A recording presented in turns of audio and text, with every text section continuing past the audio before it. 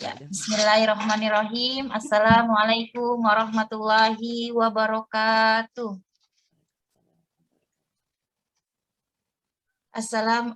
Alhamdulillahillazi arsala rasulahu bil huda wa dinil haq liyudhirahu ala dini kulli wa kafa billahi syahida.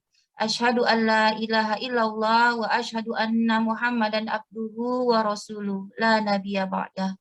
Segala puji bagi Allah yang telah memberikan nikmat iman, juga nikmat sehat walafiat, sehingga kita semua dapat dipertemukan dalam forum belajar pekanan kita di pertemuan kedua bersama Bunda Kurnia Widiatuti.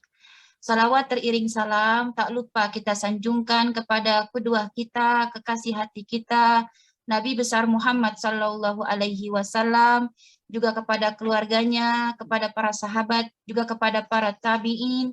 Semoga kita semua termasuk ke dalam golongan umat yang mendapatkan syafaat yaumil qiyamah. Amin amin Allahumma amin. Ummahat yang dirahmati Allah, sebagai pengantar kajian hari ini, izinkan saya untuk menyampaikan sebuah hadis dari baginda Nabi yang berbunyi, siapa yang mengajarkan membaca Al-Quran kepada anaknya akan diampuni dosanya, dan barang siapa yang mengajarkan hafalan di luar kepala, maka Allah akan membangkitkannya kelak di akhirat. Membangkitkannya kelak di hari kiamat dengan wajah seperti bulan purnama. Hadis riwayat Tabrani.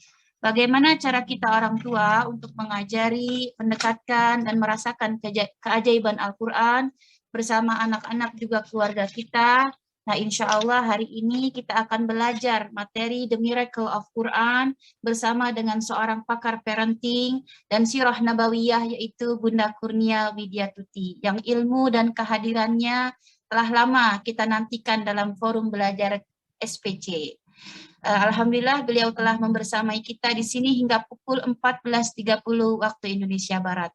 Baik ummahat, kita buka kajian hari ini dengan membaca suratul Fatihah. Semoga apa yang kita pelajari hari ini membawa kebaikan untuk masa depan dunia dan akhirat kita kelak. Amin amin ya rabbal alamin. Ila hadratin Nabiyil Mustafa Rasulillahi sallallahu alaihi wasallam bisiril Fatihah. A'udzu billahi minasyaitonir rajim. Bismillahirrahmanirrahim. Alhamdulillahi rabbil alamin. Arrahmanir rahim. Maliki yaumiddin. Iyyaka na'budu wa iyyaka nasta'in. Ihdinas siratal mustaqim.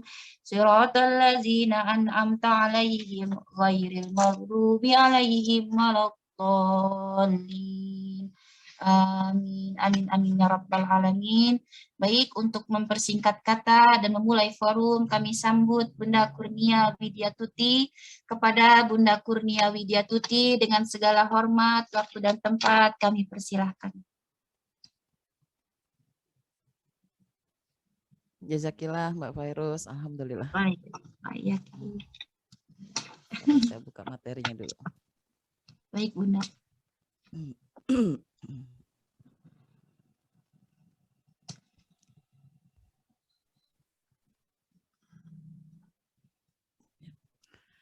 Bismillahirrahmanirrahim. Assalamualaikum warahmatullahi wabarakatuh. Waalaikumsalam warahmatullahi wabarakatuh. Wallazi anzala sakinata fi qulubil mu'minin liyasdadu imana ma imanihim walillahi junudus samawati wal ard wa kanallaha aliman hakiman. Allahumma sholli ala Muhammad wa barik alaihi wasallim. Alhamdulillah, puji syukur kepada Allah, Ibunda yang dirahmati. Siang hari ini kita kembali berkumpul. Mudah-mudahan Allah berikan kita nikmat hidayah untuk bisa menjemput hari-hari baik kita dengan amalan yang terbaik, insya Allah. Dan mudah-mudahan Allah sampaikan kita kepada bulan Ramadan. Allahumma barik lana fi Rajab wa Sya'ban wa balikna Ramadan. Dan mudah-mudahan Ramadan ini pula kita bisa mengoptimalkan apa yang bisa kita lakukan dengan pemahaman kita yang baru, ya, insya Allah. Amin. Insya Allah hari ini kita akan membahas tentang The Miracle of Quran. Sebelum saya banyak bicara tentang bagaimana cara kita melakukan upaya-upaya terbaik dengan mendapatkan keajaiban Quran, kita perlu tahu juga perangkat-perangkat yang Allah siapkan untuk manusia, bahwa dengan 3 perangkat itulah kita bisa mendapatkan keajaiban demi keajaiban di dalam hidup kita. Ya, izinkan saya share screen berikut ini materi kita.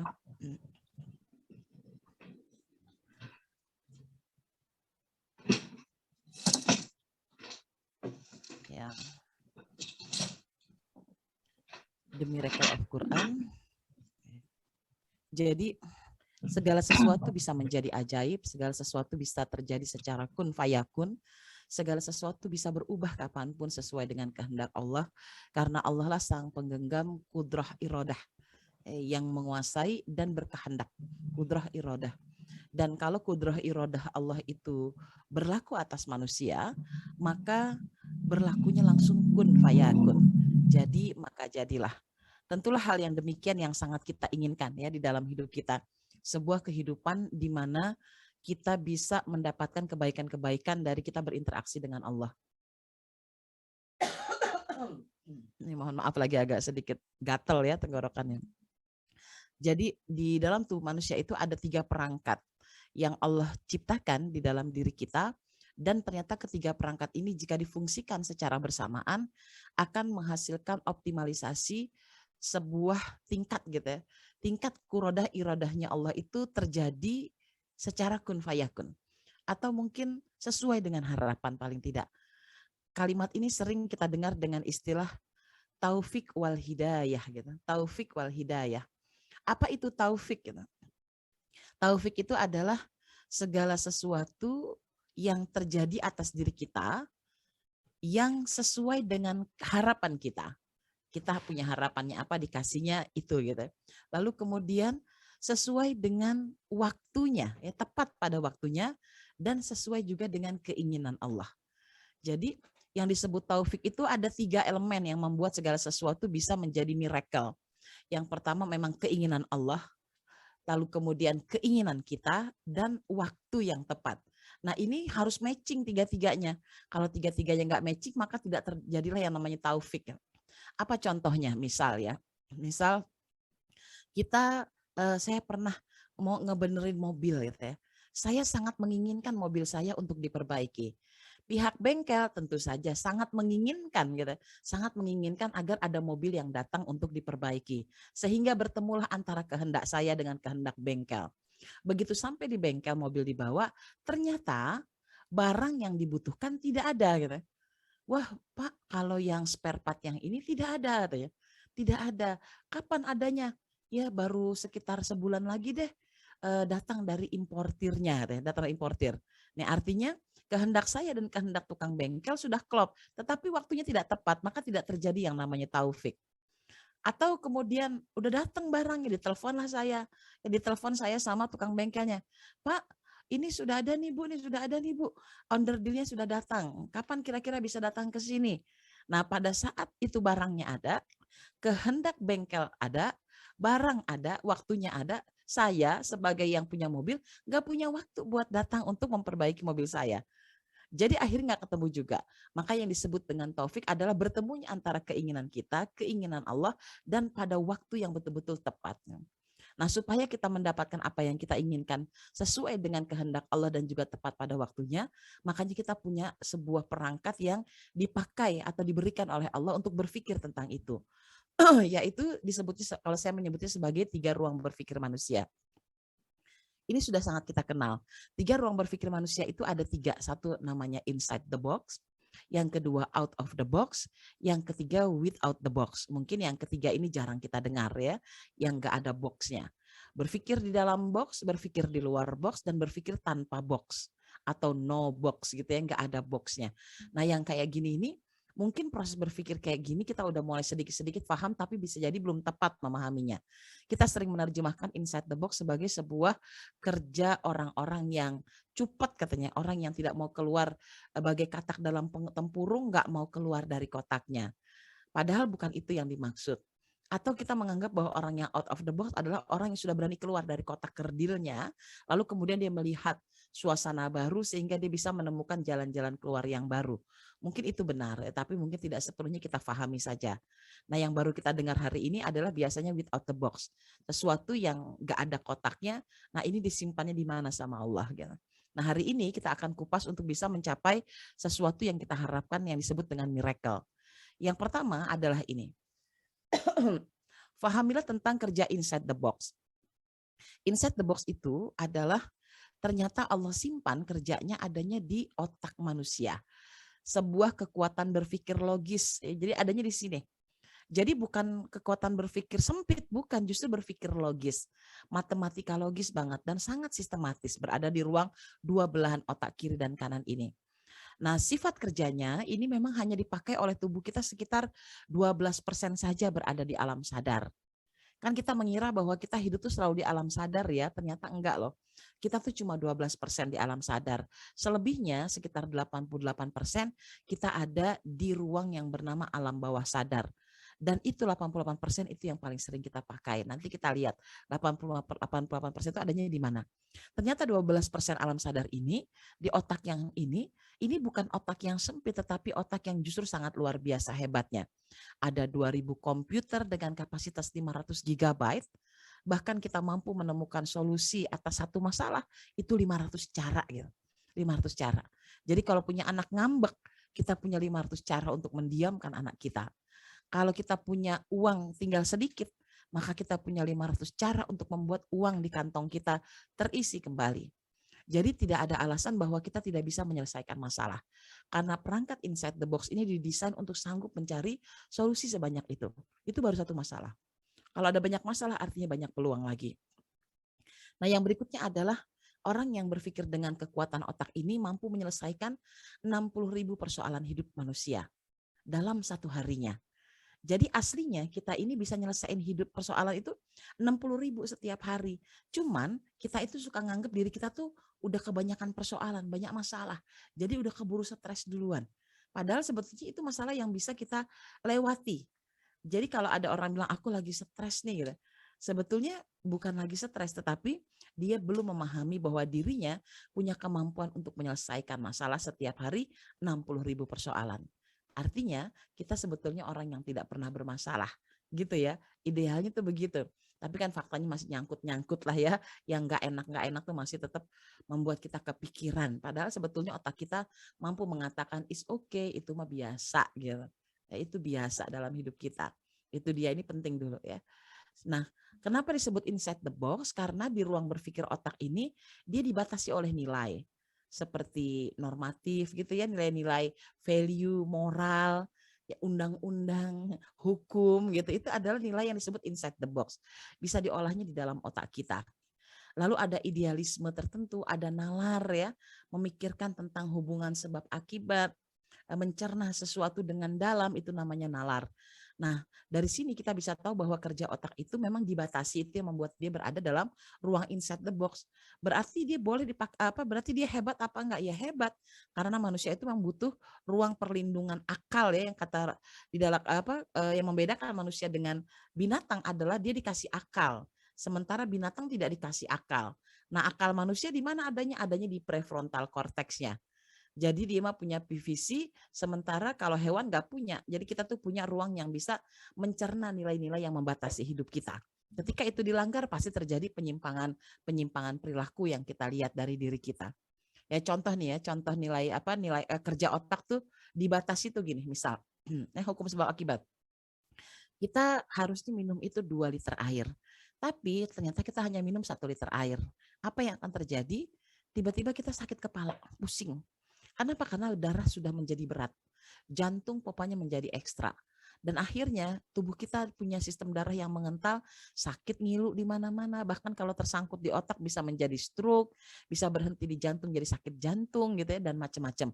Penyakit-penyakit yang akhirnya terindikasi bukan karena kita lalai, tapi hanya karena kita kurang minum doang. Gitu. Nah, otak akan memerintahkan sistem yang sudah baku dalam perundang-undangannya otak, gitu, bahwa kebutuhan tubuh manusia minimal 2 liter air. Makanya ini yang perlu kita pakai, ya, karena ini nggak bisa dilanggar. Gitu. Banyak, hampir semua sebab penyakit itu datang dari kelalaian kita. Ya, kayak saya sekarang juga kena sakit gula darah yang lumayan tinggi. Saya tahu sebab akibatnya. Saya makan nasi terlalu banyak, saya menyukai tepung terlalu banyak, sesekali saya menyukai gula gitu ya. Dan akhirnya yang terjadi adalah overload gitu ya, overload gula darah di dalam tubuh saya, dan akhirnya memang pasti akhirnya masuk kategori diabetes. Sebab akibat. Nah, cara mengendalikannya gimana? Ya dikurangi lagi gitu supaya dia menjadi normal kembali. Ini contoh saja supaya kita bisa melihat, oh ini maksudnya inside the box. Nah, bagaimanakah cara melakukan optimalisasi inside the box ini? Caranya ternyata adalah dengan ini, Bun. Yaitu dengan melakukan sujud. Ya, lihat deh gambar ini. Ini gambar otak. ternyata mirip banget sama gambar orang yang lagi sujud. Bentuknya mirip banget kayak orang yang sedang sujud ya, Masya Allah. Otak manusia tuh sujud. Sujud adalah teknis merendahkan diri menyembah kepada Allah Subhanahu wa taala dengan menghadap ke kiblat. Secara zahir melibatkan 5 anggota badan yang tertumpu ke bumi. Ada dahi, hidung, kedua telapak tangan, lutut, dan kedua ujung kaki. Dan secara batin kita merendahkan akal dan hati sambil mengucapkan zikir. Itu sujud ya, sujud yang kita lakukan. Nah, menurut Profesor Hembing, beliau mengatakan bahwa jantung hanya mampu memasok 20% darah ke otak manusia. Untuk mencukupi kebutuhan darah ke otak, maka manusia membutuhkan rutinitas sujud. Sujud juga merupakan aktivitas grounding, yakni menetralisir radiasi elektromagnetik atau listrik yang diserap oleh tubuh manusia. Jadi sujud itu sampai mampu membuat kita yang tadinya nih kayak kita lagi ngezoom gini kan juga punya efek elektromagnetik ya, itu bisa disembuhkan. Masya Allah ya, dengan cara yang ajaib ini, dengan sujud saja. Lalu kemudian ditemukan Dr. Fidelma. Ya, beliau seorang ilmuwan dari Irlandia yang mendapati bahwa syaraf-syaraf tertentu otak manusia itu hanya sesekali saja dimasuki darah. Bila tidak dimasuki darah sama sekali, maka akan berakibat sangat buruk untuk kesehatan manusia. Untuk itulah dibutuhkan aktivitas rutin memasukkan darah ke saraf-saraf itu. Dan aktivitas rutin itu adalah sujud ya yang ada di dalam sholatnya umat Islam. Ketika meneliti tentang sujud inilah, akhirnya Dr. Fidelma ini masuk ke dalam agama Islam, menjadi seorang mu'alaf. Betapa sujud itu adalah salah satu cara untuk menetralisir kerja otak kita ini. Saya pernah belajar bersama Dr. Amir Zuhdi ya. Beliau mengatakan bahwa perempuan-perempuan yang suka menuntut cerai pasangannya, itu penyebabnya adalah karena dahi mereka itu seperti ada selaput yang menutupi.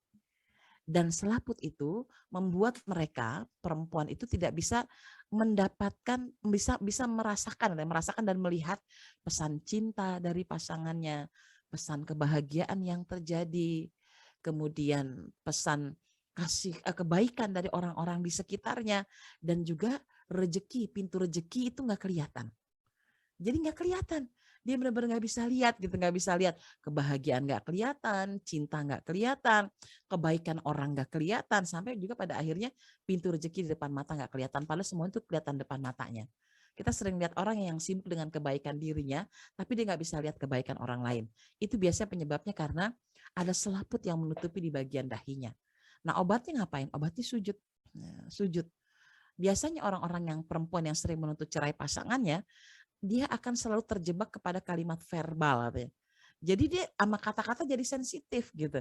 Kalau suami ngomong apa dia langsung sepaneng. Apa maksud lo gitu ya. Terus suaminya nasehatin apa dia mengungkit-ungkit gitu. Pokoknya berhubungan dengan kata-kata dia gampang panasan gitu.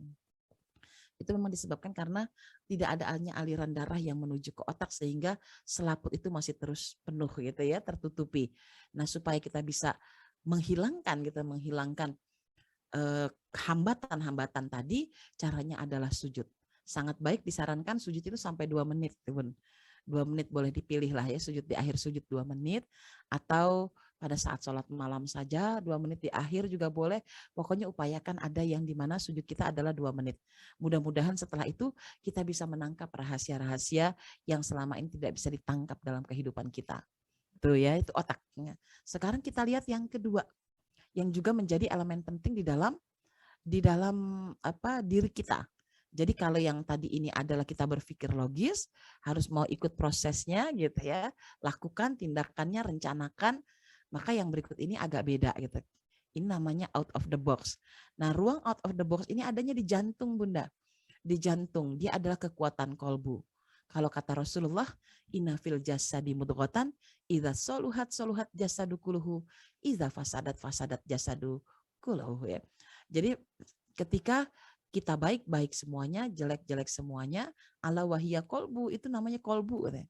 Kalau dalam bahasa Arab, kolbu itu jantung. Kalau hati itu kibdah ya, Sehingga jantung ini adalah cerminan kolbu. Atau kalau bahasa Indonesianya hati nurani kita ada di sini. Nah, letaknya di jantung. Disinilah letak alam bawah sadar ternyata. Di otak ada alam bawah sadar, tapi ternyata letak ruang berpikir terbesarnya adanya di alam bawah sadar itu adanya di jantung.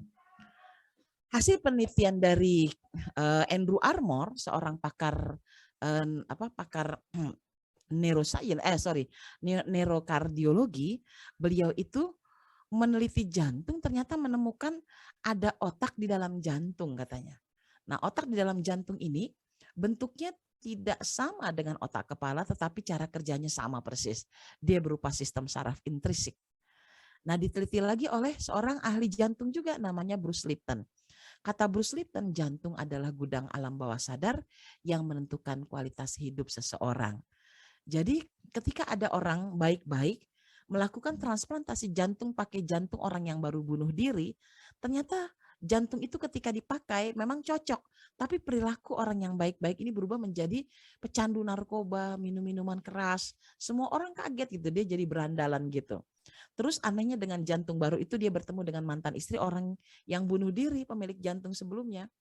Lalu ia menikahinya, perkawinan tak bahagia, sampai akhirnya orang baik-baik ini meninggal dengan cara bunuh diri. Persis seperti pemilik jantung sebelumnya. Rupanya karena data jejak rekam orang tersebut pindah tersimpan ke dalam hidup kita. Dan akhirnya itulah yang menjadi takdir kita. Betapa kita perlu berhati-hati dengan kerja jantung ini. Mulai sekarang kita mulai perhatikan. Apa tuh perhatikan tentang perasaan kita, hati kita. Nah, di ruang penyimpanan ini ada 2 miliar kali lebih besar daya tampungnya daripada otak kepala.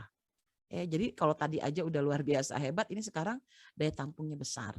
Di ruang out of the box inilah ibunda semua, kita memiliki sebuah berpikir yang mampu mencoba hal-hal baru, kemudian beradaptasi dengan cara-cara baru, penuh imajinasi dan kreativitas. Makanya kenapa ketika ada pandemi pun walaupun kita terseok-seok ya menemani anak-anak mengajar di rumah, pada akhirnya kita juga ya udahlah dihadapin aja gitu.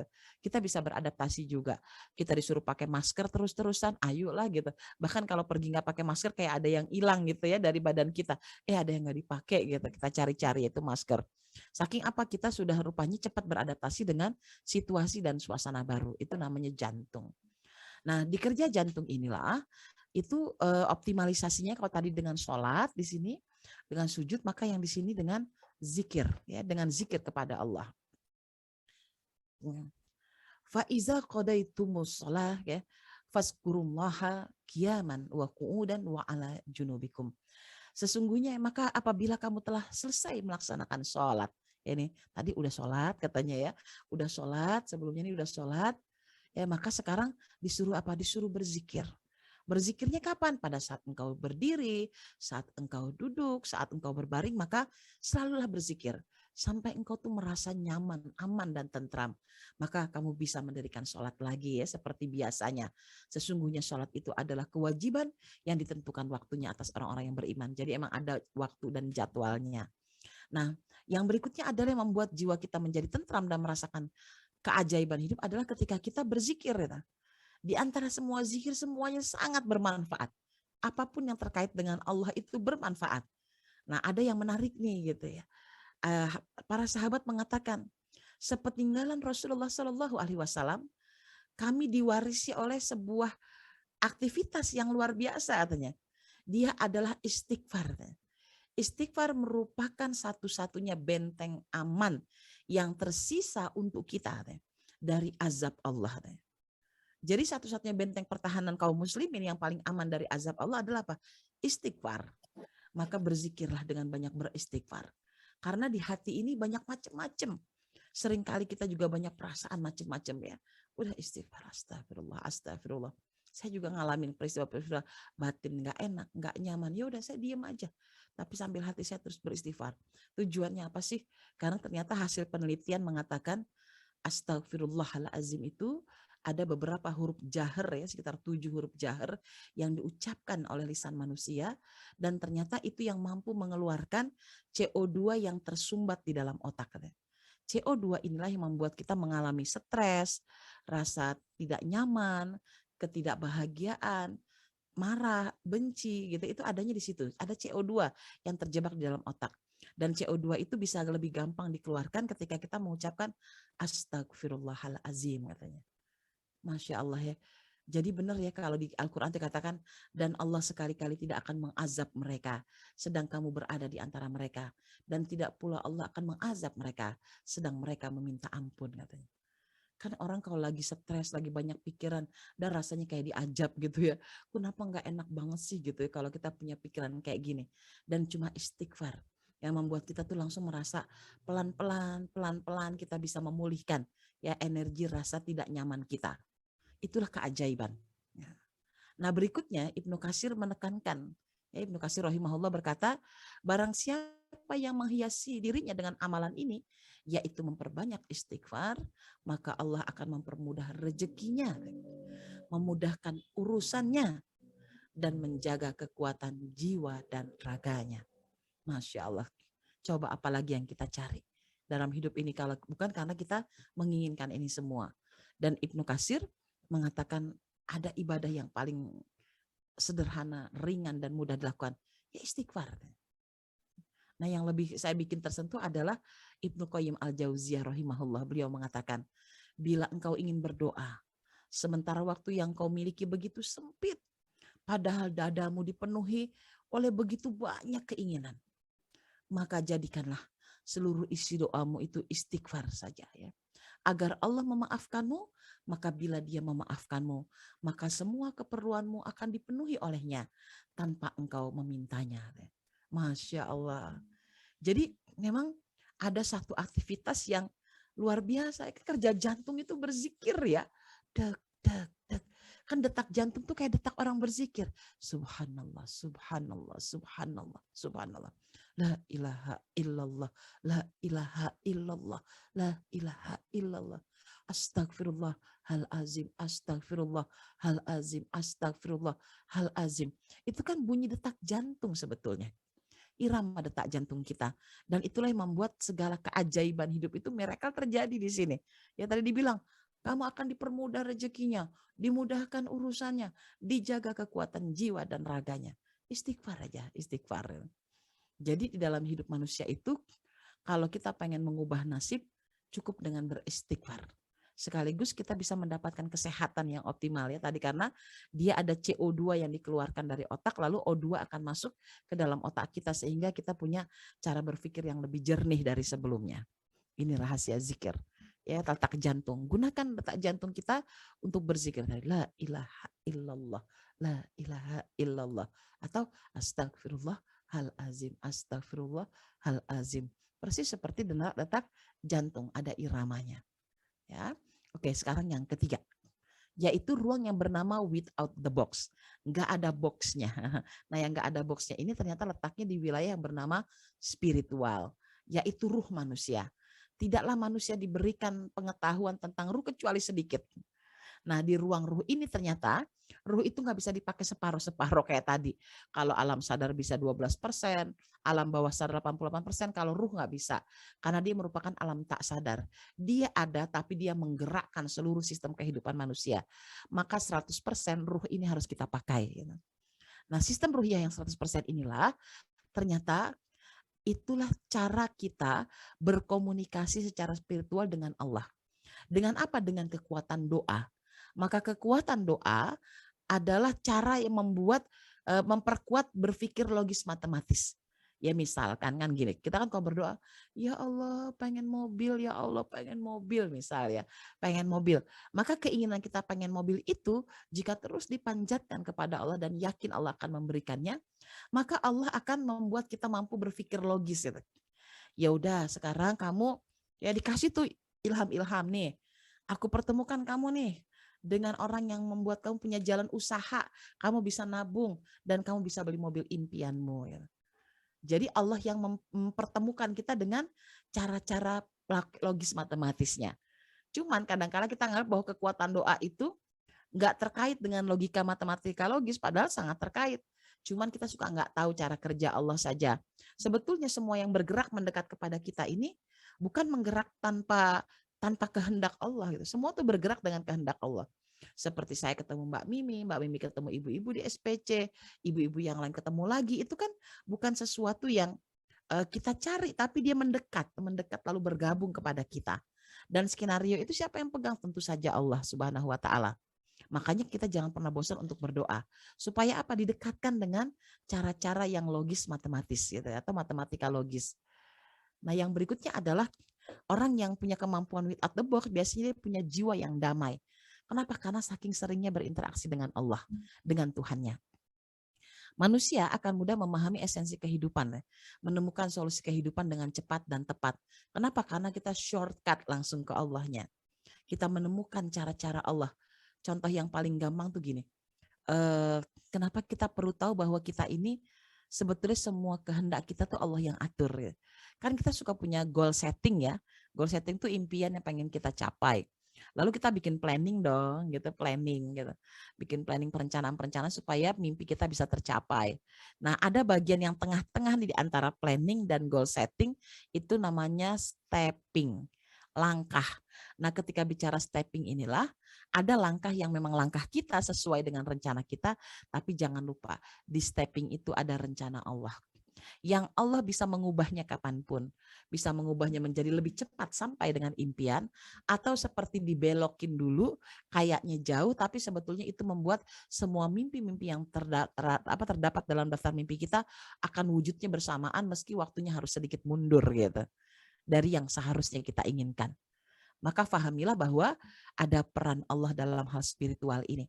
Ya, jadi orang-orang yang mengenal Allah itu paham benar kendali semua yang ada di muka bumi ini adalah berada dalam genggaman Allah. Termasuk otak yang dia berpikir tadi ya. Nah, bagaimanakah cara kita mengoptimalisasi kerja without the box-nya? Inilah dia, yaitu dengan rahasia Al-Quran. Masya Allah ya. Jadi di sini dikatakan, jika engkau ingin Allah bicara padamu, maka bacalah Quran. Kan kita pengen Allah ngomong dong sama aku, ngomong dong. Kan kita nggak tahu tuh suara Allah kayak apa.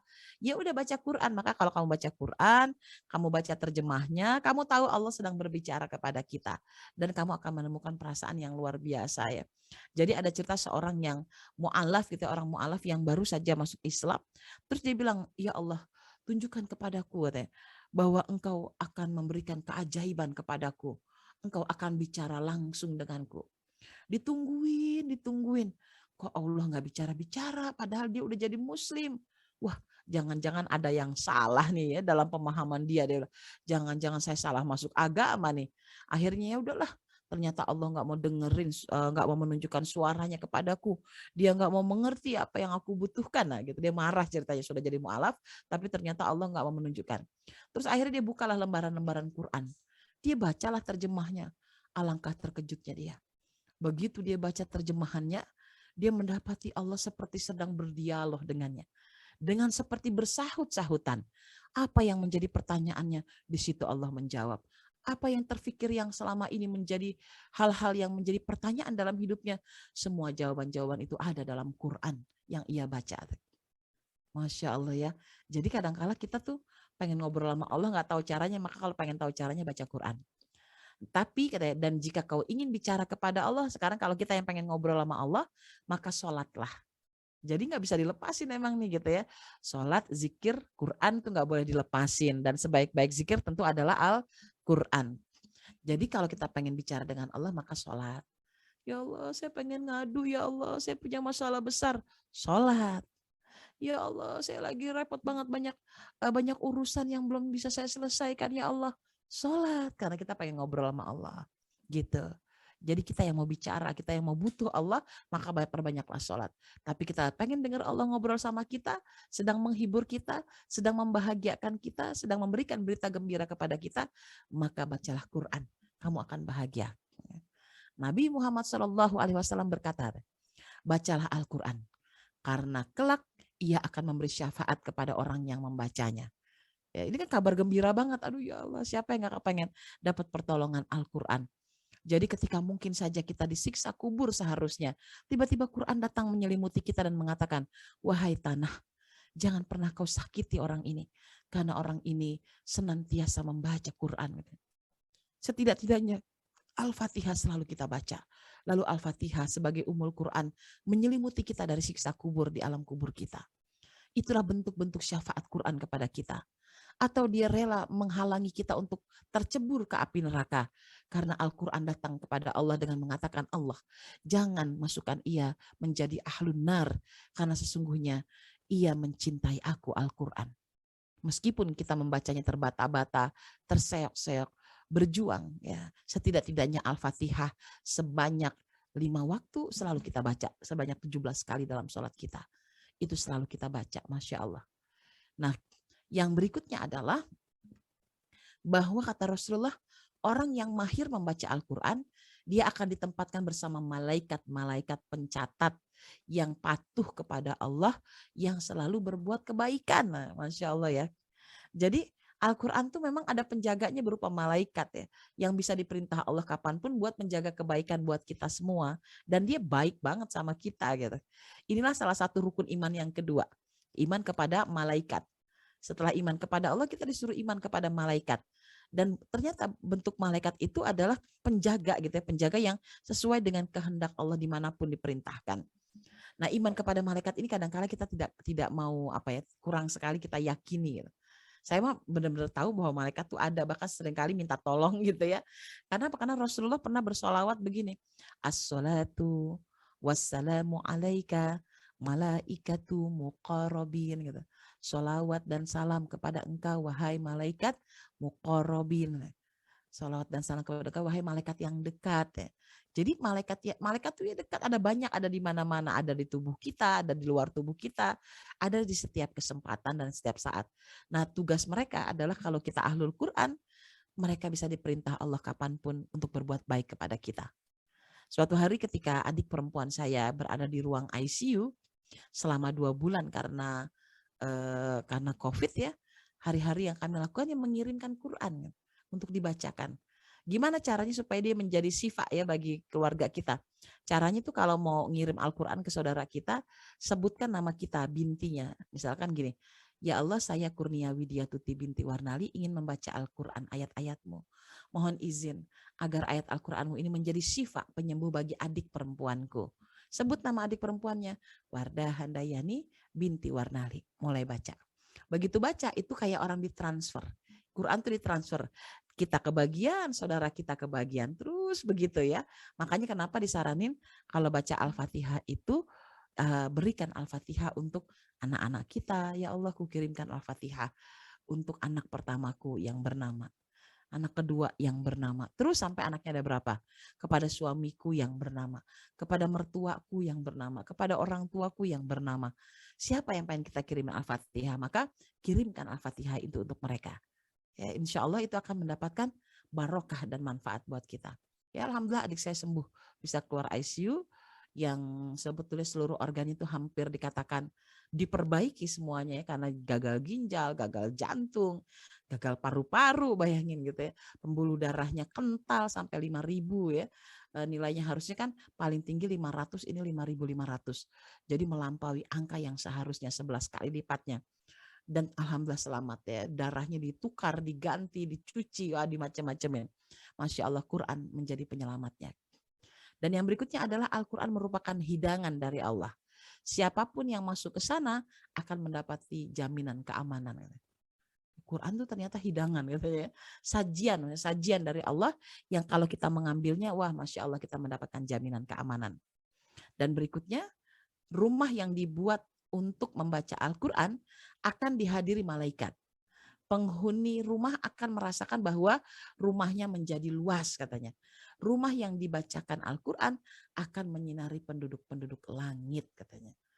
Jadi Masya Allah, kalau rumah kita itu penuh dengan irama Al-Quran ya, baik yang sedang menghafal, sedang murojaah, sedang membacanya meskipun pelan-pelan saja, insya Allah berita tentang kita membaca Al-Quran itu bisa menyinari seluruh penghuni yang ada di langit. Mereka gembira sekali.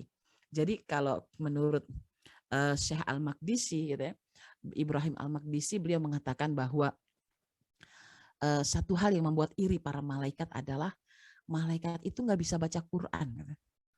Jadi malaikat tuh bisa memahami Quran, dengar bacaan Quran, tapi dia nggak bisa baca Quran.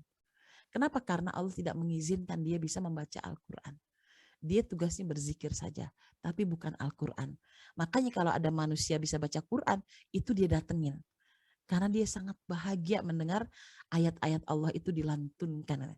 Siapa yang bisa baca Quran? Malaikat Jibril doang. Berarti hanya dia yang diizinkan Allah untuk bisa menyampaikan wahyu dan nilai-nilai dari Allah. Malaikat-malaikat yang lain itu mereka tidak bisa memahami, tidak bisa tilawah, tidak bisa tilawah Quran kecuali hanya mendengarkan saja. Ya Allahu Akbar. Ini dia rahasia Quran. Nah, kita pernah kupas ya di beberapa waktu yang lalu tentang beberapa rahasia DNA. Nah, saya pengen sedikit lebih mendalam tentang DNA-nya ya Bunda ya. Jadi selama ribuan tahun alam semesta telah mengembangkan media penyimpanan informasi yang luar biasa, yaitu DNA. Media ini contohnya nih. Ini saya ambil seakan-akan ini alat penyimpan dalam bentuk binary. 10110011 ya ada kodenya.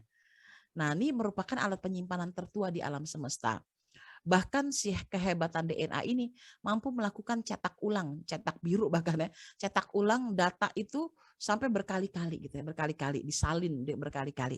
Kayak saya ceramah tentang tema ini mungkin sudah ke banyak tempat dan itu DNA saya akan terus mencatat berulang-ulang menyalinnya meskipun sama omongannya, sama kajiannya gitu. Itulah cara DNA bekerja.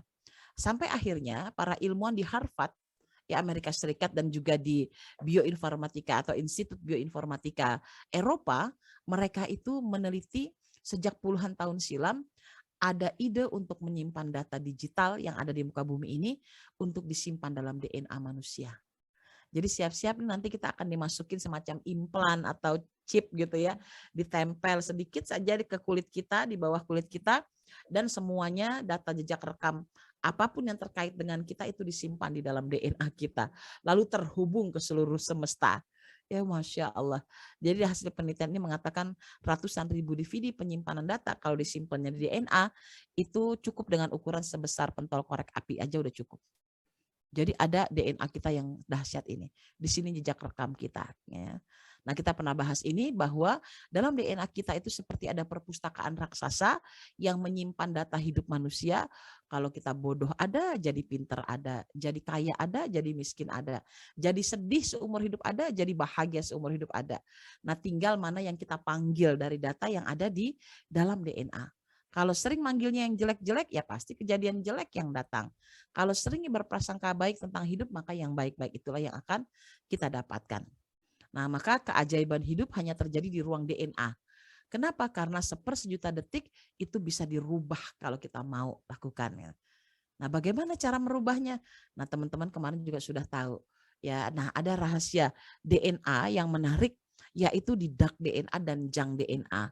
Dark DNA itu apa? Yaitu dark matter. Dark matter apaan sih? Dark matter itu adalah ruang gelap. Ruang gelap di alam semesta, jarak antara satu planet dengan planet lain pasti ada jarak kan, nah itu disebut ruang gelap. Bumi ke bulan ada ruangan dulu, nah itu namanya ruang gelap. Nah di dalam tubuh manusia juga ada namanya ruang gelap DNA. Nah ruang gelap DNA ini itulah yang sering menjadi misteri bagi para ilmuwan genetik gitu ya. Sehingga akhirnya sebagian mereka mengatakan ini adalah junk DNA, ini sampahnya DNA. Tapi ini jumlahnya banyak, bisa sampai 98% gitu ya, ruang berjarak ini. Rupanya 98% DNA yang disebut sampah atau junk DNA ini, disebutnya adalah DNA gen non-coding, nggak ada kode rahasianya gitu.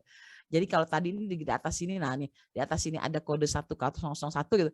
Nah yang di DNA yang ini, dark DNA tuh nggak ada kodenya katanya, nggak ada kodenya. Lebih tepatnya tidak bisa dibaca oleh pakar genetika gitu. Nah, menurut Ryan Skaya, di ruang non-coding ini, seseorang bisa melakukan sebuah rekayasa genetik untuk menyembuhkan penyakit apapun.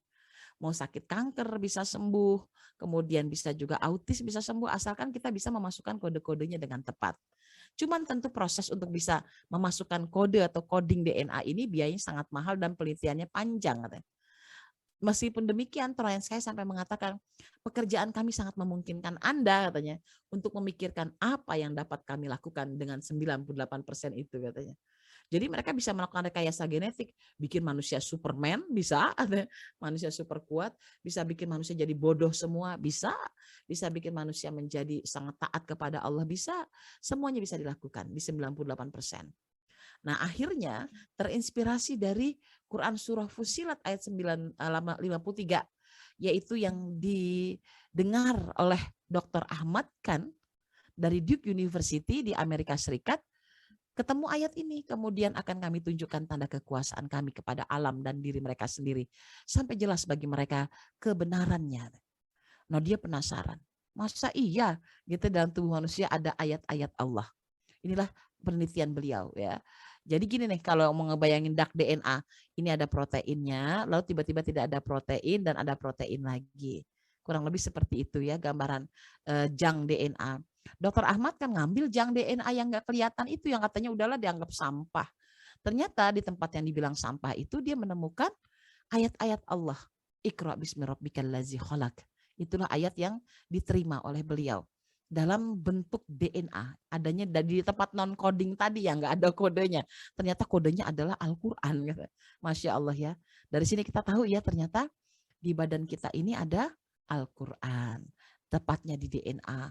Berarti apa yang mesti kita lakukan untuk mengubah nasib kita supaya jadi miracle? Ya udah pasti dekatkan Quran. Maka ketika engkau mendekat kepada Quran, sesungguhnya engkau sedang mengubah kehidupanmu. Nah, seperti apa cara ngubahnya nih dia nih Bun? Ya, jadi saya tuh sekarang lagi ngembangin dakwah seluruh Indonesia dengan gerakan menulis Al-Quran. Kalau di Jawa Barat namanya Gelisan, gerakan orang nulis Quran.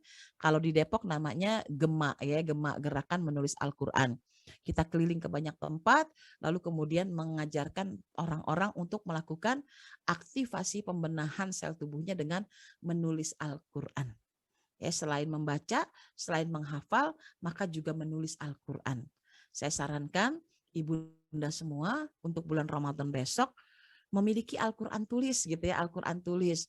Saya ada distribusinya, bentuknya itu satu Quran ada 10 Quran ya, 10 Quran kecil-kecil. Jadi kita bisa bareng-bareng sama anak-anak kita menargetkan untuk selesai menulis Al-Quran. Kenapa? Karena ternyata menulis Quran itu merupakan gerakan DNA. Dalam ilmu grafologi, gerakan tangan manusia itu adalah gerakan DNA. Makanya dibilang dalam grafologi, Anda ingin mengubah nasib Anda bisa mengubah tanda tangan Anda. Anda ingin mengubah nasib dan takdir hidup Anda bisa mengubah dengan cara mengubah tulisan tangan Anda gitu. Kenapa? Karena memang ternyata gerakan tangan manusia itu adalah gerakan DNA. Nah, supaya kita bisa lebih baik lagi nasib hidup kita sesuai dengan harapan dan sesuai dengan kehendak Allah, ya nggak tulisan kita mungkin dirubah juga baik, apalagi kalau kita menulisnya dengan menulis Al-Quran. Tentu ini jauh lebih berkualitas ya. Lihat ya, ini gambarnya saya mau bandingkan. Kenapa saya bilang kok harus nulis? Karena di dalam tubuh manusia itu ada dua semesta. Yaitu yang pertama namanya mikrokosmik, adanya di ruang kecil tadi di dalam badan kita. Ada ruang makrokosmik yang ada di luar diri kita. Kalau kita ingin mengubah apa yang ada di luar diri kita, maka ubahlah apa yang ada di dalam diri kita yang bersifat mikrokosmik. Ini ada gambar sel otak manusia berupa sinapsis, lompatan listrik ya antar sel otak, antar milen ya disebutnya myelin. Nah, di sini myelin disebutnya myelin. Nah, di sini juga ternyata bentuk di alam semestanya ada semacam lompatan listrik antar bintang, galaksi, antar planet ya, persis seperti sel otak kepala. Mikrokosmik, makrokosmik. Nah, di mata kita ada iris mata. Saya pernah belajar ilmu iridologi. Kalau kita mau deteksi penyakit manusia, kita bisa lihat dari kawah-kawah yang ada di sekitar iris mata ini. Maka kita bisa tahu sakit apa orang itu dengan gangguan-gangguan yang ada di iris matanya. Dan ternyata iris mata manusia ini sangat persis dengan helix nebula yang ada di alam semesta. Dan yang di bawah ini adalah DNA tubuh kita, ternyata DNA kita sangat mirip dengan double helix nebula. Jadi sebetulnya di ruang mikrokosmik ini ada cara untuk mengubah makrokosmik. Makanya benarlah Al-Quran surah Ar-Ra'd ayat ke-11 yang mengatakan innallaha la yughayyiru biqaumin hatta yughayyiru ma bi anfusihim.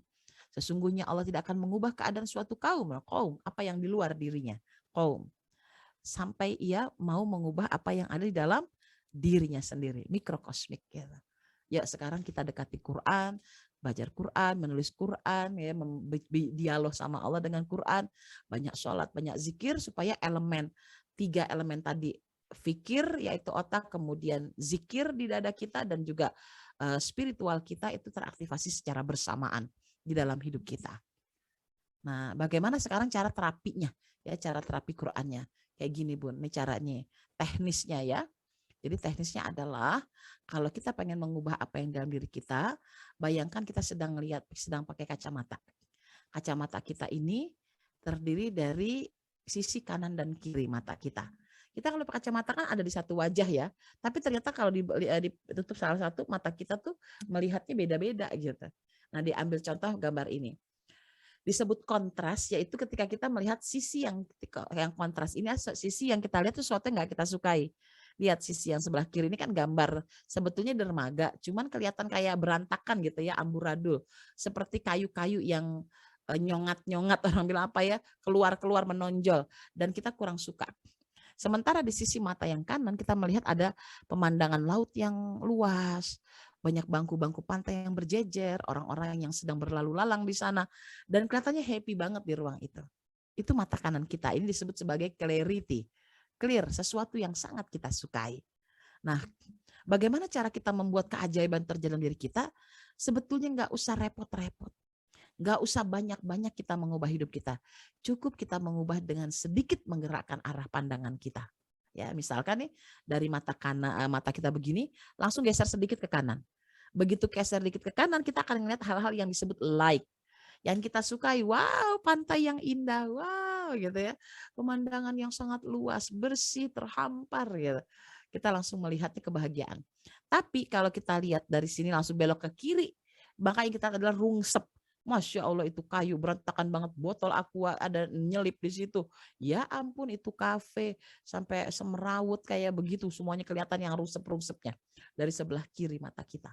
Jadi ternyata Allah tuh menginginkan kita, kalau kamu pengen merasakan kehidupan yang ajaib, sebetulnya kamu nggak perlu berat-berat mengubah segala hal. Sedikit tapi sering dilakukan itu bisa mengubah hidupmu. Makanya kan dalam kaidahnya menurut John Maxwell ya, John Maxwell dalam bukunya tentang Today Matter, hari ini penting, dia bilang kalau engkau ingin mengubah hidupmu cukup mulai dari dirimu sendiri, mulai dari hal yang kecil, mulai sekarang juga gitu. Kalimat ini diadopsi sama Agim ya dalam kajian ceramahnya. Jadi 3M kalau kata Agim, jadi 3M. Mulai dari dirimu sendiri, mulai dari yang kecil, mulai sekarang juga, jangan ditunda-tunda. Maka kamu akan mengalami perubahan meskipun sedikit sedikit aja. Nah, bagaimana cara kita mengubahnya? Nanti di rumah silahkan, ini kan masih bulan Sya'ban ya, kita pengen ngubah nasib kita supaya Ramadan besok tuh lebih baik. Caranya nanti ambil 2 lembar kertas. Satu berisi kontras, satu berisi. Ambil dulu kertas kosong, kita kasih judul kontras and clarity. Nah, yang berikutnya adalah kita mulai memikirkan hal-hal yang tidak kita inginkan. Contoh, saya buatkan contohnya, nah gini. Hal yang kontras. Aku pusing dengan banyaknya tagihan hutang di sana sini. Aku kesal anak-anakku selalu memancing amarahku. Suamiku tidak bisa bersepakat tentang pengasuhan anak. Kondisi keuangan keluarga selalu gali lubang tutup lubang. Aku amat iri dengan mereka yang bisa berhasil padahal usianya lebih muda. Orang-orang di sekitarku tidak memperhatikan keadaanku yang membutuhkan pertolongan. Ini kan hal yang tidak kita sukai. Ya, kita nggak suka gitu, nggak suka, pusing aku tuh banyak tagihan kan, kita nggak suka. Nah, supaya kita bisa menghilangkan nasib kita berubah dari tadi punya hutang jadi nggak punya hutang, caranya apa? Tulis di lembar clarity dengan kalimat, aku berharap Allah menuntunku untuk bisa mengembalikan amanah orang. Hutang diganti dengan istilah amanah orang. Dan Allah langsung yang menuntun kita untuk bisa mengembalikan amanah orang. Jadi kalau kita masih bilang untuk bisa mengendalikan hutang orang, hutang itu membuat kita tersiksa. Ya, hutang. Kata hutang itu terjadi. Kalau kata amanah orang yang sempat dititipkan kepada kita, maka mudah-mudahan Allah bisa memberikan jalan keluarnya. Yang kedua, aku kesal anakku selalu mancing amarah. Maka yang kedua, kita ganti itu kalimat yang jelek tadi jadi kalimat yang baik. Aku bisa memahami anakku butuh proses dalam tumbuh kembangnya. Jadi nggak marah lagi tiap mau marah. Oke, silahkan berproses dengan tumbuh kembangmu nak. Aku nggak akan marah gitu ya. Setiap tidak sesuai harapan.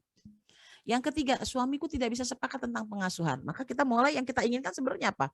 Suamiku terlibat dan bersepakat tentang pengasuhan anak gitu. Jadi jangan ngomong yang nggak kita sukai. Bapaknya anak-anak mah susah diajak sepakat ngurusin anak. Kalau parenting aja kagak pernah mau ikut, di sekolahan diundang nggak mau datang. makanya dia kurang ilmu gitu. Akhirnya dia nggak sepakat, nggak sama saya, sering ribut cuma gara-gara anak gitu. Sering nggak kita ngomong kayak gitu? Sering, itu kan sesuatu yang kita inginkan. Maka mulai sekarang yang kita obrolin adalah suamiku terlibat dan bersepakat tentang pengasuhan anak karena itu yang kita inginkan. Yang keempat, kondisi keuangan keluarga selalu gali lubang tutup lubang. Maka apa yang kita inginkan sebetulnya? Aku siap belajar mengendalikan keuangan dengan baik dan benar. Nggak ada lagi gali lubang tutup lubang, tapi baik dan benar. Aku amat iri dengan mereka yang berhasil padahal usianya masih muda. Kita bilang apa? Aku akan belajar dengan mereka untuk bisa berhasil padahal usianya lebih muda dariku ya. Pokoknya belajar, justru belajar yang tadinya kita ngiri jadinya aku akan belajar bersama mereka karena mereka bisa berhasil di usia mudanya. Aku udah tua punya kesempatan nggak ya aku mau belajar gitu. Maka itu membuat kita mendapatkan clarity. Terus apalagi orang-orang di sekitarku tidak memperhatikan keadaanku yang membutuhkan pertolongan. Maka itu kan bukan sesuatu yang kita inginkan. Kok orang nggak mau nolong gue sih gitu. Itu kan sesuatu yang nggak kita inginkan. Yang kita inginkan apa? Orang nolong kita kan. Maka kalimatnya kita ganti jadi begini. Aku perlu peduli dengan orang di sekitarku. Caranya kita duluan yang peduli sama orang. Sehingga orang di sekitarku juga peduli kepadaku. Agar kita bisa saling tolong menolong. Jadi jangan cuma mereka doang yang nolong kita juga mau nolong mereka. Itu namanya clarity. Ya Bunda, jadi nanti di lembar inilah cara kita mengubah catatan DNA. Lakukan terus setiap hari, kapanpun setiap kali kita berpikir yang negatif, loh ini kan bukan sesuatu yang saya inginkan gitu. Ya misalkan saya sedang bertengkar dengan adik perempuan saya gitu. Itu kan bukan yang kita inginkan, kita bilang aku ingin berdamai dengan adik perempuanku. Sebetulnya kan itu yang kita inginkan. Maka itulah kalimat yang terus kita ucapkan di dalam diri kita. Masya Allah, betapa ajaibnya DNA tubuh kita. Yuk, mulai sekarang kita buat hidup kita menjadi ajaib dengan cara cukup menggunakan terapi kontras and clarity. Selanjutnya Ibunda, kalau sudah bisa yang tadinya tidak kita inginkan sudah bisa kita temukan, kita sebaiknya segera menerjemahkan menjadi kata-kata baru yang lebih baik yaitu clarity. Lalu kemudian lembar kontras ini dibuang, diremes-remes, buang aja. Lalu lihatlah terus clarity, kalau perlu dibaca berulang-ulang. Ya setiap bangun tidur kita akan bilang, ya Allah sungguh aku adalah seseorang yang bangun di pagi hari akan Engkau tuntun untuk bisa membayar amanahku kepada orang ya. Engkau akan memperkaya aku kan ya Allah. Engkau akan memberi aku rezeki yang banyak kan ya Allah. Engkau hari ini akan membuat aku bisa menemukan cara mengembalikan amanah orang dariku ya, untuk mereka. Aku juga akan sangat senang karena anakku ternyata setiap hari selalu bertumbuh dan berkembang, selalu lebih memahami tentang keadaan. Terus kita bilang lagi, alhamdulillah suamiku sekarang pelan-pelan mau terlibat di dalam pengasuhan dan pelan-pelan kami mulai bisa bersepakat. Ya walaupun sedikit nggak apa-apa kita syukuri. Lalu setiap hari kita bilang, ya Allah aku siap sekali belajar untuk mengendalikan keuangan dengan baik dan benar agar aku tidak menjadi orang yang gali lubang tutup lubang bayar hutang.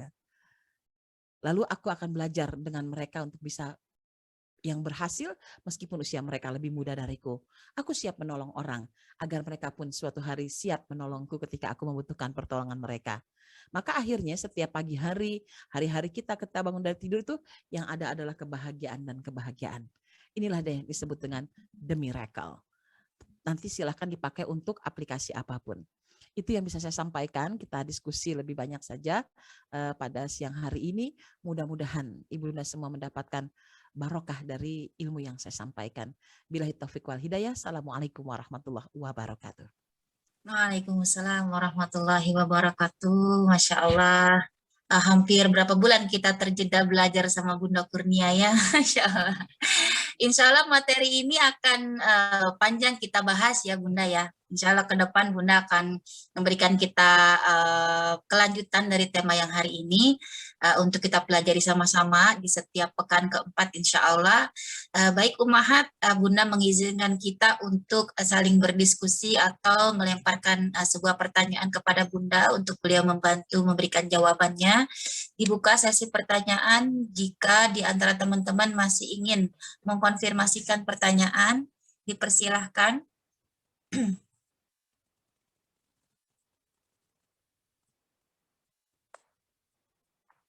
Masih pada ini nih Bunda, masih pada mengolah apa-apa yang Bunda sampaikan tadi. Apa namanya, di pertemuan sebelumnya justru kita malah berebutan bertanya nih, Bunda. Kalau untuk anak-anak sendiri nih Bunda, kan di rumah anak-anak itu kan dari kecil itu udah dibelajari tajwid nih Bunda. Jadi fokus untuk tajwid karena ikut kelas tahsin ya untuk si Hamzah dan Davina. Itu kan juga diajari mengenai ini Bunda, bagaimana makhrajul huruf, bagaimana apa namanya, sifatul huruf itu ya Bunda. Nah itu ada nggak Bunda pengaruhnya dari perhatian kita terhadap apa namanya, detail untuk hal-hal yang berkenaan dengan Al-Quran ya, sampai detail betul gitu ya, bukan sekedar apa namanya pelafalan Al-Quran atau tilawah yang senantiasa kita baca, tapi benar-benar keluarnya huruf dari Al-Quran itu. Nah itu adakah pengaruhnya untuk sisi kesehatan atau dari sisi ruhiyah kita nih Bunda? Iya, Manfaatnya. tadi saya sampaikan ya Mbak Mimi, dari istighfar saja yang bukan bagian dari ayat yang panjang dari Al-Quran, astagfirullahalazim, meskipun ada juga ayat-ayat tentang istighfar itu banyak disebutkan di Al-Quran, itu kalimat zikir astagfirullahalazim, ada huruf zahar ya, sekitar 7 huruf zahar di sana, itu mampu mengeluarkan CO2. Artinya bahwa bunyi-bunyian Al-Quran yang dibacakan dengan sangat tepat, memang itu akan sangat baik ya. Saya dulu waktu belajar bahasa Arab di Rosat Al-Hikmah itu, hampir 2 tahun itu kita belajar materi pelajaran namanya aswat ya. Aswat itu bunyi-bunyian dalam bahasa Arab ya. Kalau di tajwid pelajaran namanya makhorijul huruf, yaitu tentang tempat-tempat keluarnya huruf. Sampai saya juga nggak terlalu menguasai, saking memang kita latihannya pindahin turun ke belakang gitu ya, naikin ke atas, tempelkan ke gigi, jangan nempel gitu. Itu benar-benar kita harus perhatian banget. Makanya kadang-kala sampai sekarang kalau kita pengen bisa punya bunyi huruf yang tepat itu, ya dengan cara melihat gambarnya ya, gambar lidah, biasa gambarnya lidah tuh. Itu dengan mudah kita langsung bisa menempatkan posisi bunyi-bunyian suara kita tuh, maka dari bagaimana cara menempelkan lidah. Jadi kayak pita suara tuh akan bergetar tergantung bagaimana udara yang masuk dari lidah yang dilipat kan, gitu, lidah yang terlipat itu nempelnya kemana. Nah itu yang membuat akhirnya insya Allah bisa menjadi efek kesehatan. Bahkan Mbak Mimi, bukan cuman bunyinya ya, kalau bunyinya itu sampai dikatakan oleh Dokter Al-Kahlil ya, Al-Kahlil, Daim Al-Kahlil. Beliau mengatakan bunyi-bunyian Al-Quran itu begitu dia disuarakan sampai ke gendang telinga, dia tuh langsung menggetarkan ke jantung. Jantung langsung menyampaikan ke otak, otak langsung memerintahkan kepada semua organ untuk melakukan healing katanya, memeriksa organ tubuh manusia mana yang sangat rusak katanya gitu. Itu bunyi getarannya, gitu ya, rernya. Lalu kemudian penelitian yang lain bahkan nggak pakai bunyi nih, diem doang. Yang diteliti juga orang non muslim. Orang non muslim ini kata Dr. Ibrahim, beliau bilang non muslim dijejerin semuanya menderita sakit mata. Semuanya disuruh ngelihat tulisan. Tulisannya macam-macam bentuknya. Ada tulisan Inggris ya, tulisan Latin Inggris, kemudian ada tulisan Sanskerta yang agak lebih rumit, ada tulisan kanji Jepang, ada tulisan juga seperti tulisan hieroglif gitulah ya, Romawi. Lalu kemudian ada juga tulisan Arab. Arab nih, selalu itu tulisan Al-Quran gitu. Tulisan Al-Quran Arab sama Quran beda gitu. Nah, yang begitu tulisan Al-Quran semuanya diperiksa. Ternyata hasil kesembuhannya rata-rata adalah sekitar 15% gitu ya, lebih baik 15%, ada yang 35%. Lalu kemudian ternyata yang Al-Quran itu sampai 65% katanya. 60% kesembuhannya. Itu ngelihat, yang ngelihat siapa? Non muslim gitu. Dia nggak ngerti artinya, dia kagak baca, dia cuma lihat aja gitu ya. Berarti Masya Allah ya, Quran kita tuh, coba deh ibu kalau lagi sakit mata, ibu kagak mau baca, ibu liatin aja gitu ya. Itu tuh si kerlung-kerlungnya kayaknya ya. Saya ngebayang kayak kerlung-kerlung itu kayak DNA kan bentuknya tuh keluar-kerual gitu ya, kayak kerja DNA. Itulah yang mungkin membenahi sistem di dalam tubuh kita. Dia terkoneksi. Saya pernah Bun ngerukyah orang di Mekah ya. Jadi kan bingung nih ya, udah berbagai macam cara, Bunda tolong saya lah dirukyah lagi di sini di Mekah nih, mumpung di Mekah ya. Saya bilang, aduh Mbak, aduh Teteh, ini mah sudah buminya Allah. Di sini Allah mah ada deket gitu ya. Saya kayaknya bukan yang paling berkuasa untuk merukyah. Gini aja deh Teh, sekarang Teteh pegang Quran. Saya bilang pegang Quran, buka, udah nggak usah dibaca apa, buka aja. Terus bilang sama Allah, ini kalau ada jin yang lihat, tolong jin itu disedot, ya, disedot dengan energi Quran yang ada depan mata. Niatin, mumpung di Ka'bah, saya bilang. Udah saya kasih aja Quran, dia pada buka deh tuh. Itu yang muntah-muntah, yang toto itu kayak bilang dia kayak tangannya tuh narik-narik sesuatu ya, seperti dimasukin ke Al-Qur'an begitu. Setelah itu udah dia langsung kayak ringan gitu, dia bilang di badannya itu udah nggak ada yang membuat dia gelisah lagi, nggak terganggu lagi. Jadi waktu itu saya bilang ngerukyahnya gimana gitu di Baitullah, masa iya gitu saya mendahului Allah gitu. Saya baca-bacain walaupun bisa dengan kaifiat itu. Tapi saya bilang enggak deh, saya malu sama Allah. Saya bukan siapa-siapa. Saya bukan ahli rukyah, saya bilang. Tapi saya meyakini bahwa Quran itu punya gelombang elektromagnetik yang mampu membersihkan dan membereskan problem manusia. Ya udah teh buka aja Quran ya. Dibukalah tuh ada 2 orang waktu itu. Itu udah pada ya kayak orang muntah-muntah terus narik-narikin gitu ya, narik-narikin kayak ada yang pengen dikeluarin dari badannya. Ya semuanya dimasukin ke Quran. Ya dijadiin alat healing. Setelah itu dia bilang enteng badannya. Masya Allah ya.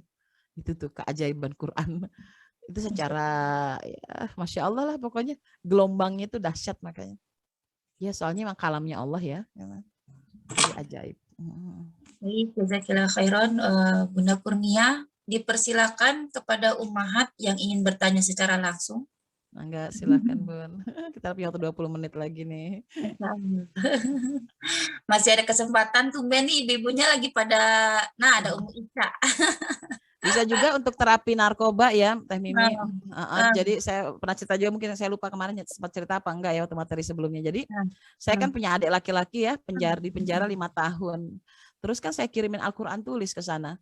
Memang ada perubahan luar biasa, sekarang udah keluar dari penjara. Ya alhamdulillah hidupnya udah lebih baik lah ya. Lebih terarah, lebih bisa dikendalikan dan nggak tertarik lagi dengan nggak tertarik lagi dengan apa namanya narkoba gitu. Masya Allah. Jadi bisa Ada yang jadi sudah raise hand nih. bisa jadi terapi ya Bunda itu Bisa, mengenai iya nulis Quran itu. Karena ini juga sih Bunda apa namanya Ustadz Bakhtiar Nasir itu jamaahnya itu bahkan diwajibkan untuk membeli sebuah Al-Qur'an tulis ya. Iya. Karena kan rata-rata lansia tuh Bun di akal ya. Benar. Itu semua jamaah terutama pengurus tuh diwajibkan untuk menulis Al-Qur'an setiap hari. Nah, itu yang saya pikir sekarang orang semakin ini ya semakin gitu dengan nilai-nilai Al-Qur'an dengan apa namanya nilai manfaat Al-Qur'an sampai menulis Al-Qur'annya yang dulu tuh masih sebuah hal yang cuma bisa dilakukan umum dilakukan oleh anak TPA, sekarang nenek-nenek lansia tuh setiap hari tuh menuliskan Al-Qur'an. Iya. Mungkin itu juga nanti ya yang kita tanyakan ke Bunda sebenarnya apa sih pengaruh yang paling dirasa ya. Kita kan ibu-ibu tuh kan jarang nulis nih Bu, namanya udah ibu-ibu ya gitu. Disuruh nulis Al-Quran sekalian tuh kan luar biasa ya, Masya Allah. Pegel, awal-awalnya mulanya pegel pasti, karena kan kita diperbaiki sistem DNA-nya. Saya juga tiap hari ada ya, jadi Al-Quran tulis selalu di jamaah saya juga Al-Quran tulis tuh nih hari laporan nulis Quran nih gitu. Setiap hari Kamis mereka akan laporan saya nulis seminggu ini ada yang berapa 4 halaman, nggak apa-apa dikit-dikit, ada yang 8 halaman. Terserah mereka pokoknya sesuai kemampuan karena emang pegel gitu. 1 halaman itu Masya Allah Mbak Mimi itu tangan kita bisa kayak yang pegel luar biasa. Tapi setelah itu kemarin saya ngisi materi kajian di 10 tahun Quran Cordoba ya, itu online ya, padahal online. Lalu mereka menulis Al-Quran, ternyata ada orang yang langsung testimoni saat itu juga, dia bilang saya tadi itu migrain, dia bilang sakit kepala luar biasa, tapi saya saking pengen dapat The Miracle-nya Quran gitu, karena judul acara The Miracle Quran, datanglah dia ke dalam kelas itu.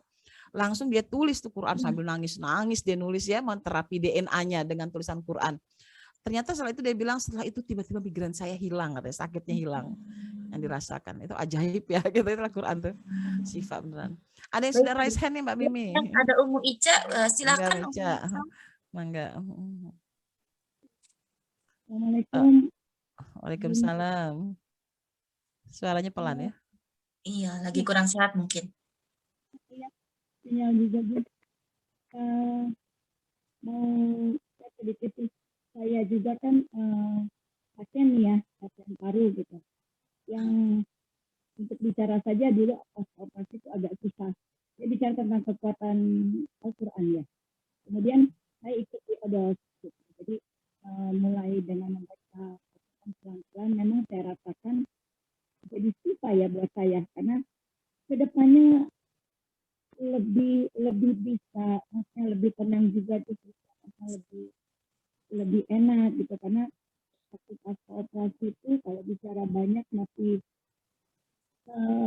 keluar darah gitu. Jadi dengan membaca Al-Quran yang saya cuma niatin gini Bunda, masa sih baca ayat Al-Quran saya akan ngos-ngosan juga sampai nggak bisa. bicara gitu. Saya yakin itu. Alhamdulillah sampai detik ini saya terus diobok dan saya merasakan memang luar biasa ya dengan membaca Al-Quran, memang ada ketenangan juga. Seperti tadi Bunda bilang kalau lagi stres, gitu, itu benar saya rasakan itu. Membaca Al-Quran, ayat-ayat Al-Quran itu gitu ya, Bun. Terus yang mau saya tanyakan, dengan sakit saya yang di paru-paru itu yang sudah operasi, tadi kan dibilang rahasia sujud ya, kalau itu kan berarti 5 anggota badan tertumpuk pada bumi ya. Yang mampu memasak 20% darah ke otak. Artinya manusia membutuhkan rutinitas untuk sujud. Nah, untuk saya yang memang sujud saya sampai saat ini belum sempurna. Tidak cuma gitu aja. Dan itu mesti langsung angkat. Dan kemarin kan dokter Fidelma bilang bahwa akan berakibat buruk untuk kesehatan ya gitu. Untuk saya yang seperti ini bagaimana itu Bunda? Baik. Baik Mama Ica, Masya Allah, syafakilah azilan tahurun insya Allah. Jadi tentu saja gitu, Masya Allah ya, alhamdulillah bisa menjadi alat terapi, bisa membaca Al-Quran padahal dengan kondisi yang mungkin tidak mudah ya, dengan nafas yang lelah. Saya pun terus terang ya, tadi tuh nafas saya juga agak tersengal-sengal ya. Saya tadi langsung periksa tensi darah saya 144, buat ukuran saya sangat tinggi karena biasanya cuma 100. Terus detak jantung saya tadi sangat maraton kayak orang habis lari-lari, ngos-ngosan, itu yang bikin saya sesak nafas. Akhirnya saya tadi oksigen dulu nih sebelum saya ceramah. Di rumah selalu stay oksigen ya udah. Kenapa ada oksigen? Karena suami saya sakit paru-paru Bun ya. Suami saya itu paru-parunya sebahagian tuh pernah disedot, ada air dulu mungkin sedikit agak mengecil sehingga daya tampung terhadap oksigen menjadi tidak maksimal. Dan memang salah satu metode terapinya kalau dengan Qur'annya, kalau pengen bacanya supaya nggak terlalu memaksakan, cara baca Qur'annya tarik nafas, lalu begitu mau membunyikan kata-katanya itu saat menghembuskan nafas gitu. Jadi ayat dibaca saat kita nafas, nih kita ambil nafas dulu, terus bunyi ayatnya itu misalkan alhamdulillahirabbil alamin arrahmanirrahim, itu pas menghembuskan nafas gitu. Itu bisa menjadi alat terapi. Tadi juga saya lakukan itu ya sambil Al-Fatihah. Terus saya baca Al-Fatihah aja, tarik nafas, terus alhamdulillahirabbil alamin arrahmanirrahim sambil menghembus nafas. Terus tadi saya mau rajaah beberapa ayat yang saya sedang hafal, ya udah itu yang saya lakukan gitu. Jadi dengan cara tarik nafas itu yang dihembuskan adalah yang dikeluarkan ayat-ayat Allah. Insya Allah pelan-pelan paru-parunya bisa narik gitu ya, dengan tadi dengan bunyi Al-Quran itu narik apa yang sakit dari badan kita. Gelombang minimal gelombang elektromagnetik yang sakitnya. Sehingga DNA kita punya kemampuan untuk optimalisasi di ruang sakit kita. Kemudian yang kedua ada terkait dengan sujudnya. Dalam Islam itu Masya Allah ya, sujud itu luar biasa ya. Bisa diterjemahkan itu tidak hanya dengan sujud ansih, dengan 5 anggota tubuh yang terjatuh gitu. Bahkan ada sholat dalam keadaan duduk, maka dibilangnya ku'udan gitu ya. Ada yang dalam keadaan qaiman, dalam keadaan berdiri, kemudian dalam keadaan duduk, sampai dalam keadaan berbaring gitu, berbaring. Dikasih sama Allah gitu, qiyaman wa qu'udan wa junubihim. Jadi benar-benar dikasih kesempatannya. Tetap aja Bun, ketika kita sedang sholat dalam keadaan duduk, gitu, ada kalanya saya pun tidak bisa sholat dalam keadaan sujud sempurna. Ya pertama badan saya memang lagi gemuk juga gitu, kemudian ada saat dimana saya tidak mampu berdiri tegak jadi agak oleng, saya sholatnya duduk, tidak akan pernah saya paksakan. Maka ketika kita sujud begini sebetulnya sama, dahi juga sedang mengalirkan oksigen juga. Tentu Allah punya maksud ya dengan sholat duduk itu, ada cara-cara yang memang ini. Jika suatu saat nanti kita di luar sholat, kita lagi kayaknya agak nyaman, mah enggak, silahkan kita sujud gitu. Ya kita kayak orang senam lah ya, dikit-dikit, dihitung aja lah, cuma mau ngucapin la ilaha illallah, la ilaha illallah 10 kali, angkat, udah gitu latihannya. Nggak harus, kalau dalam sholat mungkin kita jadi kadang-kadang suka terganggu, jadi nggak khusyuk karena sesak nafas kita. Nyamannya duduk nggak apa-apa. Termasuk dalam keadaan berbaring ya, Masya Allah, dalam berbaring nggak tahu gimana cara Allah mengangkut darahnya, tentu Allah lebih tahu ya. Bahkan hanya dengan isyarat kan, isyarat kedipan mata itu adalah bagian dari isyarat orang yang sedang sujud pula gitu. Tentu Allah punya rahasia. Saya akan cari coba informasi ilmiahnya tentang sholat dalam keadaan duduk itu apakah ada manfaatnya, sholat dalam keadaan berbaring apakah ada proses healingnya. Insya Allah mudah-mudahan banyak ilmuwan yang sudah meneliti itu dan kita bisa bahas ya di kemudian hari. Jadi itu, mangga silakan Mama Ocha gitu, insya Allah bisa lah kita dilakukan. Baik, jazakumullah khairan. Tetap prasangka baik aja sama Allah ya. Mama Ocha. Ini ada pertanyaan dari kolom chat, boleh saya sampaikan, Bunda? Boleh, mangga silahkan. Dari Ummu Rani Warsito di Bekasi, apakah kekuatan kehendak disertai keyakinan terhadap Al-Quran menghantar seseorang pada diijabahnya doa terbaiknya, walau hanya sedikit yang dia pahami? Ya sangat memungkinkan tadi memang jadi apa yang tadi saya sampaikan, aktivitas 3 hal otak, jantung dan ruh ini berinteraksi secara bersamaan dalam sholat, dalam zikir. Zikir itu kan artinya ingat ya. Jadi memang yakin pada Allah, terakhir kemudian adalah dengan cara kita mendekat kepada Quran, itu akan mempercepat kita kepada taufik tadi gitu. Bertemunya kehendak kita dengan kehendak Allah dan waktunya yang tepat. Nah, waktu yang tepat itu ya bukan waktu kita ya, inget nih gitu. Yang waktu kadang-kadang kita maunya gini disebut waktu yang tepat tuh waktu kita gitu. Padahal waktunya Allah lah waktu yang lebih tepat. Misal kita pengen punya mobil, gue pengen beli mobil Fortuner gitu. Misalnya ya saya pengen punya mobil Fortuner. Kata Allah, aku kasih kamu Fortuner, tapi nggak sekarang. Karena kalau sekarang kamu aku kasih, kamu tuh mentalnya masih suka sombong misalkan, suka bergaya, belagu misalnya. Nanti kamu begitu pergi ke kampung-kampung mau ceramah, kamu kayak nggak mau datang ke situ lagi gara-gara Fortuner kamu. Kan bisa aja terjadi, Allah lebih tahu. Makanya aku nggak kasih kamu Fortuner, belum waktunya, kata Allah. Udah kamu mau mobilnya Agya aja, karena Agya mah ada kecil, keliling kampung, gang-gang sempit bisa masuk, dan kamu nggak perlu ngerasa sombong dengannya, biasa aja gitu. Paham ya gitu. Jadi kayak gitu. Waktunya tuh Allah yang tahu kapan gitu, kapan yang terbaiknya. Nah, insya Allah yang penting kadang-kala ya kita nggak harus punya mobil seperti yang kita inginkan, mobil Fortuner. Dipinjemin aja udah girang gitu ya. Dianterin pakai Fortuner juga girang, yang penting pernah ngerasain gitu. Ya, dan ternyata akhirnya emang saya nggak kepengen punya Fortuner. Naik Fortuner tuh penuh perjuangan buat naik ke atasnya. Tinggi banget ya Allah gitu ya Mbak Mimi. Saya emang senangnya mobil sedan ya, ternyata saya senang mobil sedan yang model gini dah, yang ceper-ceper gitu. Gitu. Untung kagak niat punya Fortuner. Gitu ya, itu kehendak namanya. Baik, jazakumullah khairan Oke. Bunda. Ada pertanyaan lagi di kolom chat Bunda. Ya. Dari Ummu Wanti di Bekasi. Bunda izin bertanya untuk memulai menulis Al-Quran, adakah teknis khusus Bun? Atau langsung bisa mulai menyalin halaman per halaman Al-Quran? Ya. Sebetulnya sudah ada Al-Quran tulis dicetak ya Bun sekarang, baik keluaran. Nggak tahu, dari Sigma ada nggak ya Mbak Mimi? Aku nggak tahu tuh. Nah, kalau Bunda rekomendasinya apa tuh Bun Al-Qurannya namanya? Semua ya boleh bebas apa aja. Dari Oh, kalau Sigma masih produksi bisa dari Sigma. Saya nggak tahu, masih kayaknya dulu sempat nggak produksi sebab makanya saya nggak bisa dapat Quran tulis dari Sigma ya, dari Syamil Quran. Akhirnya Cordoba ada Cordoba, tapi kalau Cordoba bentuknya kecil-kecil gitu Mbak Mimi. Jadi supaya mungkin lebih tepatnya supaya mudah terasa ringan ya ketika mengerjakan. buku tulis apa ukuran buku tulis Bunda? A5 Iya, mungkin? ukuran betul, ukuran buku tulis lebih besar dan satu bukunya itu 3 juz gitu.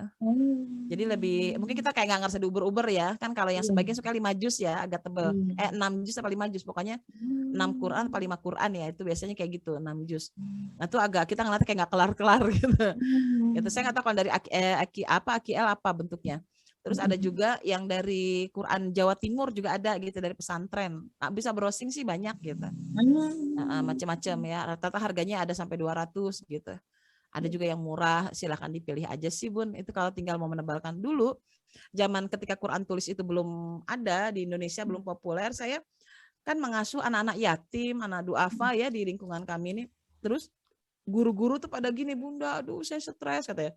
Kata si guru-guru nih, anak-anaknya badung banget, aduh lari-larian terus, teriak-teriak kita jadi capek gitu ya, kata guru-gurunya nih. Namanya mereka awalnya bukan basically juga guru, jadi mereka kurang-kurang paham. Saya bilang gini, udah deh gini deh, supaya mereka anteng kita benerin dulu aja deh DNA-nya deh kata saya gitu. DNA-nya kita dandanin dulu, ya udah. Waktu itu ada Quran, saya dapat Quran tulis hadiah dari Jogja, pesantren di Jogja, saya fotokopi. Tapi kan karena dia burem ya Mbak Mimi, nggak kelihatan. Itu sampai minta tukang fotokopi untuk membuat itu bisa kelihatan, nggak bisa juga gitu. Akhirnya, oh kita salah, harusnya Quran yang tebel malahan yang kita fotokopi gitu. Akhirnya kita cari Quran ukuran besar sekali, kita fotokopi, tapi minta diburemin sama tukang fotokopi. Nah itu juga bisa, silahkan kalau mau mandiri diburemin aja. Cari Quran yang ukurannya gede, minta ke tukang fotokopi, Bang buremin Bang gitu. Entah kita tinggal mengikuti saja gitu, tinggal nebalin ya, menebalkan. Nah itulah ketika awal-awal saya, dan alhamdulillah sekarang di TPA itu anak-anaknya Masya Allah bager-bager gitu. Kemudian mereka tuh jadi penghafal Quran. Yang bikin sedih ya, kemarin tuh laporan terakhir saya tanya, gimana anak-anak menulis Quran masih terus dilakukan? Masih Bunda, tapi problemnya Qurannya udah kan udah nggak ada. Akhirnya kami menghapus satu persatu semua tulisan mereka dulu. Gitu. Jadi ya Allah, itu saya tuh kayak pengen nangis gitu ya. Jadi anak itu masih senang, Bu Guru tulis Quran Bu Guru gitu ya. Ya udah bentar ya Ibu hapusin dulu, dihapusin dulu gitu Mbak Mimi. Quran-Quran yang dulu pernah kita beli yang ukuran kecil-kecil gitulah ya, Masya Allah. Jadi masih banyak orang yang membutuhkan wakaf Quran, terutama anak-anak untuk diterapi mentalnya. Ya alhamdulillah mereka sekarang mah jadi penghafal Quran itu bager lah saya bilang mah. Anak-anaknya bersemangat ya, sering baca buku-buku juga. Jadi Mungkin itu aja, membantu nyalin langsung boleh juga ya dari Quran lalu salin kalau emang udah bisa nulis Quran. Ya kan ada orang yang udah nggak kenal huruf Quran, nggak ngapalin Quran gitu, nggak bisa baca Quran. Nah kan kalau ada alat yang tadi Quran tinggal nebelin, jadi dia bisa nulis, tetap bisa interaksi dengan Quran dengan mengikuti ya. Nah cara menulis tentunya menulis Al-Quran nggak boleh dari kiri ke kanan, tapi dari kanan ke kiri. Itu kaidahnya, insya Allah lebih baik lah dalam nerapinya. Ya, Ya, jadi tinggal nebelin, betul. saya jadi ingat orang tua saya nih Bun, kemarin sempat ngelihat orang tua saya tuh di meja belajar beliau ya tuh ada apa namanya Al-Quran tulis. Saya jadi Masya Allah orang tua saya aja punya, masa saya nggak punya yang muda dan punya anak-anak tuh nggak kepikiran untuk beli, padahal banyak juga tuh ya saya lihat apa Al-Quran tulis, tapi sampai hari ini sih belum tergerak untuk membelinya. Kayaknya SPK hari ini harus borong Al-Quran tulis. Quran. Iya. Wakaf, sekalian gerakan wakaf tuh buat sekolah-sekolah yang butuh ya. Biar kagak usah ngapus-ngapus. Di kolom chat lagi satu pertanyaan Bunda untuk menutup sesi hari ini. Assalamualaikum, Umu Cici dari Serang.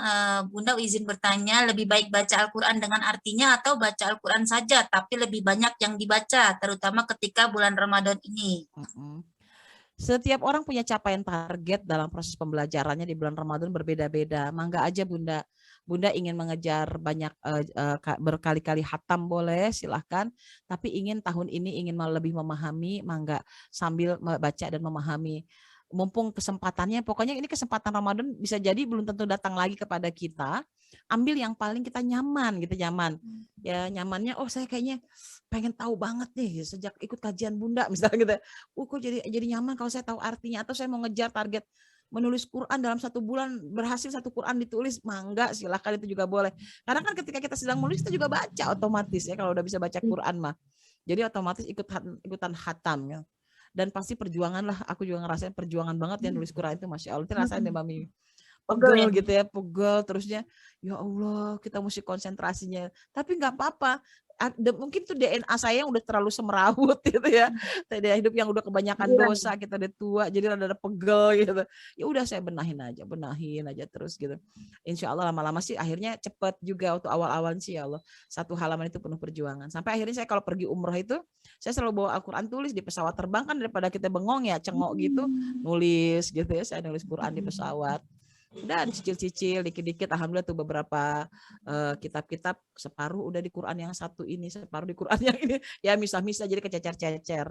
Sekarang saya lagi memulai di Quran yang 1 Quran, ada juga tuh 1 Quran namanya Quran tulis, itu namanya Quran Al-Barokah. Tapi susah lagi dapetnya, memang gitulah penerbit Al-Quran tulis itu nggak semuanya mudah dicari buku-bukunya gitu ya.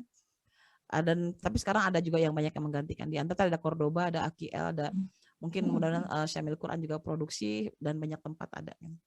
Silahkan dipilih aja lah gitu, sama aja. Baik, jazakumullah khairan Bunda. Untuk dari pertanyaan akhir, insya Allah kita menutup sesi hari ini. Jazakumullah khairan atas semua kesempatan ilmu yang Bunda berikan. Insya Allah di pekan keempat kita akan berjumpa lagi dengan materi yang sama, insya Allah ya Bunda ya. Amin, insya Allah ya. Pendalaman lebih terus aja gitu ya. Iya, amin. Misalnya kita pengen mempelajari belajar bersama Bunda nih nggak sekali 2 kali ya, tapi secara mendalam dari ilmu yang Bunda miliki. Insya Allah kita bisa banyak belajar dari beliau, karena beliau juga termasuk parenter nasional yang memang kalau Bunda lagi pandemi, nggak pandemi ini beliau keliling nggak berhenti setiap pekan ya Bun. Payaban. Surabaya, Lampung, Palembang, Aceh, semua beliau jajaki. Jadi beliau tuh agak sulit waktunya. Dan beliau juga termasuk pembimbing umroh ya Bunda ya di Masjidur. Umroh pertama saya didampingi oleh beliau, Masya Allah. Baik Ummahat, semoga dari sesi hari ini kita lebih dapat mendalami lagi bagaimana keajaiban Al-Quran. Semoga kita dan anak cucu keturunan kita menjadi seorang yang ahlul Quran. Amin, amin, Allahumma amin. Baik Ummahat, tidak terasa waktu menunjukkan pukul 14.30. Jazakumullah khairan atas ilmu yang Bunda berikan kepada kami semua di sini. Semoga tercatat amal soleh untuk Bunda. Setiap kata yang terucap mengalirkan pahala yang tiada henti untuk Bunda dan keluarga. Amin amin ya rabbal alamin. Kita tutup kajian hari ini ya Bunda dengan membaca hamdalah alhamdulillahirabbil alamin. Kita beristighfar 3 kali, astagfirullahalazim, astagfirullahalazim, astagfirullahalazim. Juga doa kafaratul majlis. Subhanakallahumma wa bihamdika asyhadu an la ilaha illa anta astaghfiruka wa atubu ilaih. Billahi taufik wal hidayah wa ridha wal inayah. Wassalamualaikum warahmatullahi wabarakatuh. Mohon maaf atas segala kekurangannya ya Bunda Kurnia dan jamaah. Sama-sama. Ya, Izin pamit semuanya, izin Bun. pamit Bunda. Barakallah ya. Assalamualaikum.